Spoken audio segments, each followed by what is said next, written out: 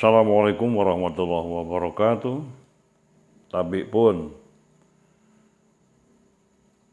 rekan-rekan alumni yang berbahagia bertemu kembali dengan saya Agus Mancandrajaya. Kali ini saya hanya ingin sedikit bercerita dalam rangka mengenang kakanda kita Prof. Edi Pai ya. Semoga Allah selalu merahmati dan memberkahi beliau. Shalli wa sallim wa barik alaika. Ada satu kenangan ya, dari banyak kenangan yang sampai hari ini kenangan itu benar-benar tidak bisa saya lupakan ya. Bahkan sampai hari ini saya masih merasa penasaran dengan beliau. Ini terjadi ketika saya mengikuti program S2 ya, sekitar tahun 2002-2003 ya, di kurang lebih 20 tahun yang lalu. Di situ beliau mengajar mata kuliah sosiologi hukum. Jadi suatu ketika beliau memberi tugas kepada kita para mahasiswa untuk membuat paper ya, terkait dengan sosiologi hukum. Nah, dari penugasan ini ternyata banyak direspon oleh para mahasiswa. Responnya banyak tanya gitu loh. Jadi bagaimana buatnya, judulnya apa, caranya gimana, dan lain sebagainya. Jadi memperlihatkan kebanyakan rekan mahasiswa itu masih kebingungan. Ya. Karena tugasnya simpel aja kok. Buat paper tentang sosiologi hukum itu aja. Jadi pada nanya lah gitu ya.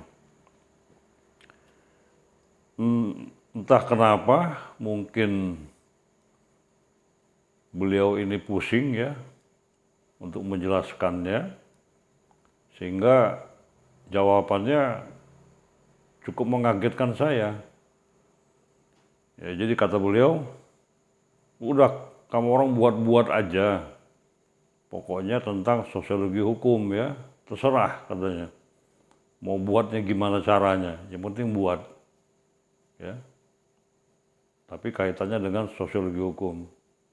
Jadi buat-buat aja yang bisa kamu orang buat.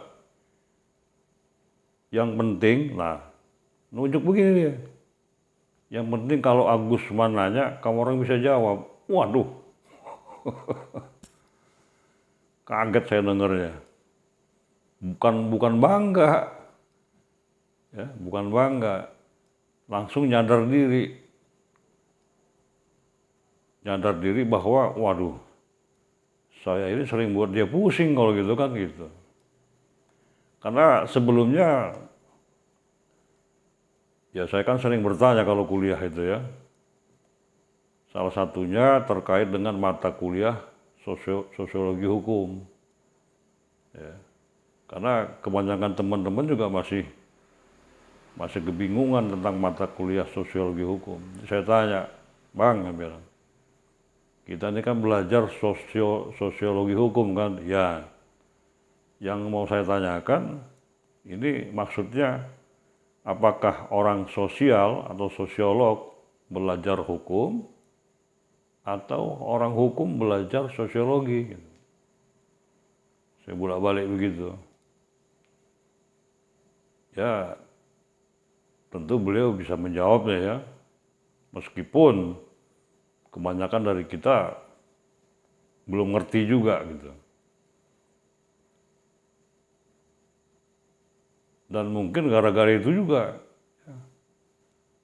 gara-gara itu kalau para mahasiswa bingung soal membuat tugas ya, makalah atau paper, makanya beliau jawab, kamu orang buat-buat aja, yang penting kalau Agus nanya, kamu orang bisa jawab, titik. Itu dia.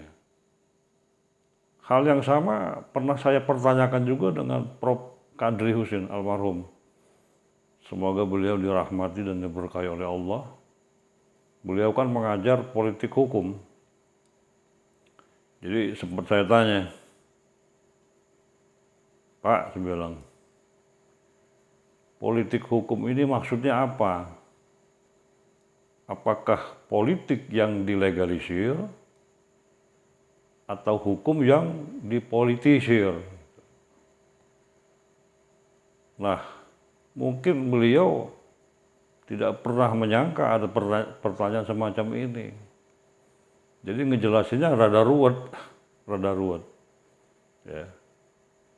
Dan nyaris tidak bisa dimengerti oleh yang lain, karena tampaknya banyak dari teman-teman yang belum begitu paham tentang politik hukum, ya, atau legal policy, ya, legal policy, ya, gitu.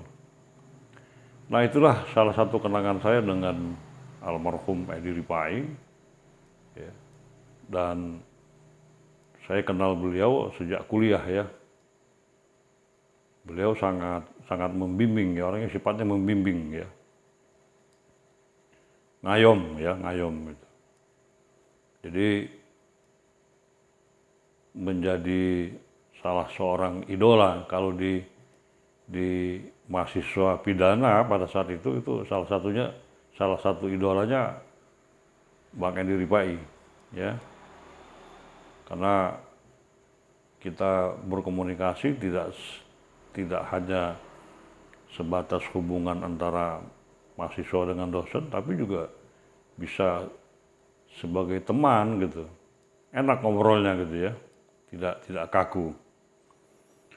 Oke, cuma itu sedikit cerita, ya. Mudah-mudahan bisa menjadi motivasi kita bersama, dan kita berharap bersama semoga almarhum Edi Ripai selalu dirahmati dan diberkahi Allah. Begitu juga dengan keluarganya yang ditinggalkan. Terima kasih. Assalamualaikum warahmatullahi wabarakatuh.